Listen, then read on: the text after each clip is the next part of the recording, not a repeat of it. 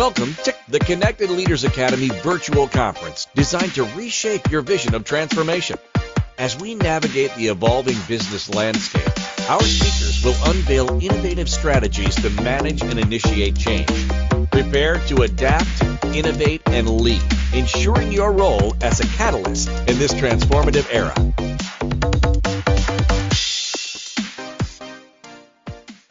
Hi, good afternoon. I hope everyone has been enjoying everything. And now you get a chance to spend a little bit of time with me today, and I get to spend a little bit of time with you to talk about speaking, but most importantly, how to command the room. So there's been a very big rash of people that actually want to speak on stages. They want to be able to tell their story. And so we want to be able to bring it all together so that you can curate a wonderful story and most importantly, to command the room. So you see, the problem is not that people don't know how to tell a story necessarily, but the problem lies in, how do I command the story, and is my story good enough? Well, I'm Dr. Stephanie Johnson. I'm the founder and CEO of the Nello Company. The Nello Company is where you can come to help you prepare to be able to tell your story, whether it's on a stage, on a podcast, or within media, or even if it's in person or if it's not, and sending out a communication to tell your story. So let's begin. So I said something very key about the problem is it's not that you don't have a story, you just don't know how to relay it, right? So before we go any further, one thing we need to do is we need to understand the power of our story, right? Because once you understand the power of your story, that intel is when you begin to command a room. So, believe it or not, I've been speaking for years. And well, that's not what you need to believe, because that's the truth. But I'm very shy. And I know. And the weird thing is, like, I can speak in front of 10,000 people, but I have trouble just doing it one-on-one. I know, a little weird, right? And sometimes that's because that little voice is in my head. They don't want to hear my story.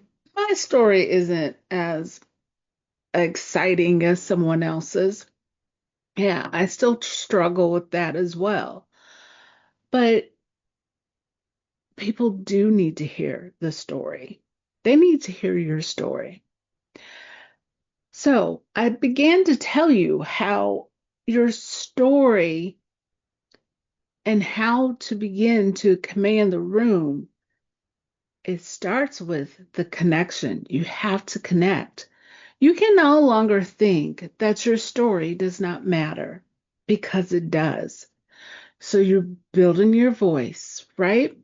You're no longer, hi, my name is Stephanie, right? It's, hi, my name is Stephanie Johnson, right? You see the difference? And by learning the power of telling your story, and now I have a story to tell you. You see, in 1989, right? So you set up the momentum. The story begins to build the connection. The connection then turns into building the trust. And then the trust builds the transaction of dialogue, right? And then that transaction of the dialogue in that very moment builds the legacy of your story. All right. So I'm going to go ahead and I'm going to give you three pillars. This is when you want to break out the pen and the paper and you want to take some key notes down because I'm about to help you to find the authority, find your voice, and find those essential moments in your story that ultimately commands the room. All right. So my first pillar that I love, and I love to start here, is own your defining moments. Well, what does that mean? Okay, so the idea behind that is that we want to define your authority. And nothing better builds your authority is in your story. Your story is your truth. Your story is your experiences. It's not how this person tells the story or how that person's style in telling a story. It's about your story and your own true emotions, experiences that comes through in order for you to tell the story, right? So stop listing what you need to say in your story and just start to begin to tell the story. Now, that might seem pretty simple hearing it, but it's one of the most difficult things that a lot of us are having to do. Because now, when we're telling the story, right, we have transitions that we have to incorporate to command the room. So the transition is I'm telling you my story and I'm putting you at the edge of your seat. And now you're like, okay, what else happened, Stephanie? Oh my gosh. Oh my gosh. Oh, oh, oh. Okay. See, that is a transition because the transition is going to tell how I overcame. In that moment, nothing else can distract anyone. You've commanded the room through transitions. So, everybody, write on your piece of paper transitions. We hear transitions of I went from only making $1.50 as a server at a restaurant to now having my own restaurant, right? So that's a story. And everyone's like, well, how did you do that? Right. And so now as you're telling the transition of where you were to where you are now and your hopes and your dreams of the future, those are all transitions. You don't have to be perfect, but you do have to highlight the transition in a way that it brings the compelling, nurturing, and most important pieces of you to allow your audience to connect. It's the transition. Many will tell you in transitions that you have to be able to tell the pain of a story, right? You have to then tell the solution of a story. And ultimately, you have to give the ending of the story that's bringing to the next. All right? So transition, transition, transition. All right. So the next part of it is that you really have to define and understand the moments of your story and your experience, right? The story that you're telling. The moment is the meaning behind it. So I gave the example of someone that was a server and they were only making $1.90. I think back when I was waiting tables, that's all, or we made about $2.10 or something goofy like that, right? because we relied on the tips. So I'm sharing you kind of my experience, right? So the meaning behind it was, and by me giving you an example, now I don't own a restaurant, but giving you that example of transition, when I'm speaking about moments and I'm talking about, uh, you know, not, waiting on a party of 20 people and all I got was a $5 tip and their bill was $500, right? But we don't need to go there. So, but that's a painful story that a lot of people that are servers or waitresses or a waiter have experienced. Okay. So, and the reason why I'm telling that because there's meaning behind it.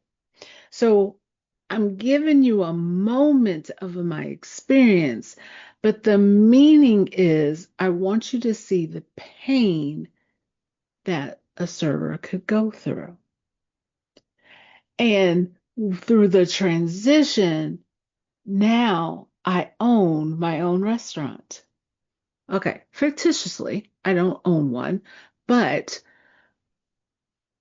in this particular story, as an example, all that pain and that understanding of the foundation of what it means through all the knowledge and learning how to make schedules and everything, and then even down to the point of sometime being stiffed on a $500 check, it ultimately helped me to create the restaurant where people will go in and they would be able to feel so good because the food is good, the ambiance is wonderful, the service is impeccable, that there's no way that they're going to run up a $500 check, not in my restaurant, and not tip their server. All right. So the meaning behind the story, behind the moments, the meaning ultimately delivers the message of your why you created and you opened up your own restaurant because you want to have something that people can understand and take them through the emotion, but ultimately see the why that they can never go out without, they cannot leave without giving something back and a tip, right? Okay. So once you have that, so you have what happened, you what you did to and how it shaped you, and then how you can help serve others in creating something, and how people can tend to hear you. Now, the next part of this is pillar 2. Speak from identity, not from my impression. It should never be when you take a stage or when you tell a story, you write a book or whatever. It's not about to get people to be impressed. You don't want to act your way through it. But what it is about is speaking from your identity because you are sharing a lot of you in every story. See, when you're telling the story, you're telling people who you are. You're telling them your experiences, and I cannot say that enough. You're helping them how to combat when they are faced with those same issues. So the audience is going to be in your commandment. That's your power. That's your authenticity. That is your story. It's not to impress, but is to deliver your story. See, because when you're telling your story, you have to be confident enough to tell your story, right? Because you're speaking from identity. And once you are in identity, you are so confident about that because if there's anybody that knows who you are and you truly know who you are, you speak from a place of confidence. Confidence is clarity. The clarity comes from knowing your true identity. And then identity is knowing who you are before the applause. That's the engagement. That's the putting people on the edge of their seat. That's when they laugh. It's everything in your story. Everything. So speak from identity. All right. So next, we're going to look at the third pillar. All right. As we're moving into the third pillar, and we're talking about your identity and your authentic place where you are, we begin to shift in a way that it's understanding. You're eliminating all the stuff. Like, have you ever had someone tell you a story and then you're like, okay, where's the story going? Well, that's because there's a lot of stuff. And when you speak from the identity phase of it, right? And with identity, you have the confidence because it's your story, right? No one else has that. The confidence is what helps you eliminate all the stuff. Now, what I can tell you is something that I learned a while ago is that you want to structure your story for impact. Remember, we don't want to do it for show or necessarily for applause, but we're giving the impact.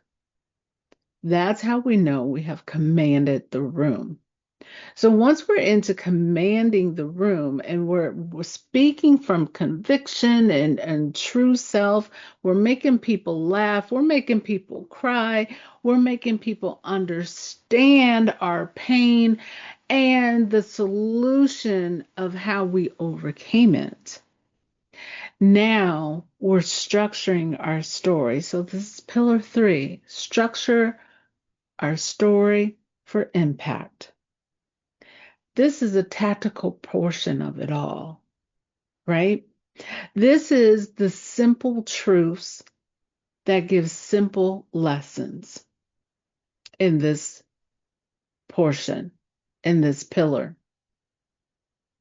It's commanding, it's the commanding framework. It's how did we struggle? How do we humanize ourselves in our story? Right? Because sometimes our story may not end on a high note. We may still be going through the lesson. We still may be trying to figure points out so that we can finally get to a point where we're speaking it. But because we're not perfect, what happens is the audience is so commanding and being right there with you because they want to help you. But your story in turn, even though they may want to help you, but your story in turn, guess what? Is helping them because they're starting to define and find ways that they're a solutioner, right? So there's the shift of transition. So we're talking about the struggle, but then we're bringing up and we're putting together the strategy of how we're going to get ourselves through. So the story becomes a strategy map for others, even if we are telling the story and we're going through each step of the way, right? So we're telling them and we're showing them where the roadblocks were so that they know how to maneuver around. Remember, ultimately, it's commanding the room. It's putting people at the edge of their seat. So also, what you don't want to do when you're in your story of impact and the impact portion of your story, you don't want to just data dump. You just don't want to tell every single thing. So someone had said something a while ago, and I heard this and I learned it. It was very much of the fact of your story begins at the end. You have a very concise ending of your story. And from there, you leave room for people to engage because they want to understand, well, but how did you get through that? How did you make it through that shift when you had all these tables that were buying like $500 worth of food, and you only earned $5 from it? How did you even make it from only making $2.10 an hour? But you see what I'm saying? Okay, so it's it's the pain, it's the lessons, and so forth. And then it's also giving these are the strategies of how you can do this and how you can make it through. And you can make very good money at being that server. You're just going to have some bad days and you're going to have good days. It's the same thing with anything else, whatever your example of your story is. All right. So you want to make sure that you're not rambling through a story. Just, remember, get rid of all the other stuff, but get to the point of the story. This gives you the authority to tell the story, right? It's how you are aligned to tell the story. It also begins to give you everything that you need. All right. So the three pillars and so forth. Eventually, what we want to do is we want to make sure that you're not hiding anything. You don't have to hide your story. You just have to tell, right? And you want to be able to give it. You want to be able to make sure that you are doing what you need. And you need to make sure that you're commanding the room. It's not a performance. It's about impact. It's about the transitions. It's about the glory of your story, of your experiences that help command the room. I want to leave you with one last thing in closing here. Bring the story home. And you do that by knowing who you are, your identity. Speaking of power, because it's your story. Speaking from confidence. Make it your own. Tell your story. Make them feel it. And that, my friend, is how you command the room. I am Stephanie Johnson, the founder and owner of the Nello Company, and we can help you tell your story for stage or in a book or preparing you for the media.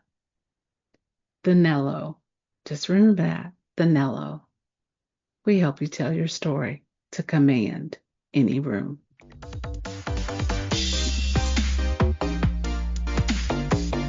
Thank you for participating in today's enlightening session as we transition to our next expert. Remember that each strategy and insight is a step toward becoming a transformative leader in your field. Visit connectedleadersacademy.com to stay engaged and informed. The journey of change is ongoing. Let's move forward together.